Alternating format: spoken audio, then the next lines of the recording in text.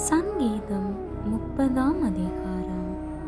கர்த்தாவே, என் சத்துருக்கள் என்னை மேற்கொண்டு மகிழ ஒட்டாமல் நீர் என்னை கைதூக்கி எடுத்தபடியினால் நான் உம்மை போற்றுவேன். என் தேவனாகிய கர்த்தாவே, உம்மை நோக்கி கூப்பிட்டேன், என்னை நீர் குணமாக்கினீர்.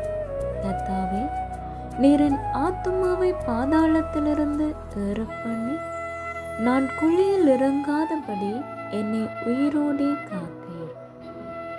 கர்த்தருடைய பரிசுத்தவான்களே, அவரை கீர்த்தனம் பண்ணி அவருடைய பரிசுத்தத்தின் நினைவு கூறுதலை கொண்டாடுங்கள். அவருடைய கோபம் ஒரு நிமிஷம், அவருடைய தயவோ நீடிய வாழ்வு. சாயங்காலத்தில் அழுகை தங்கும், விடியற்காலத்திலே களிப்புண்டாகும்.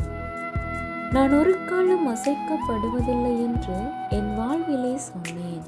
கர்த்தாவே, உம்முடைய தயவினால் நீர் என் பர்வதத்தை திடமாய் நிற்க பண்ணியிருந்தீர். உமது முகத்தை நீர் மறைத்து கொண்ட போதோ நான் கலங்கினவனானேன். நான் குழியில் இறங்குகையில் என் இரத்தத்தால் என்ன லாபம் உண்டு? புழுதி உம்மை துதித்து உமது சத்தியத்தை அறிவிக்குமோ? கர்த்தாவே, நீர் எனக்கு செவி கொடுத்து என் மேல் இரக்கமாயிரும்.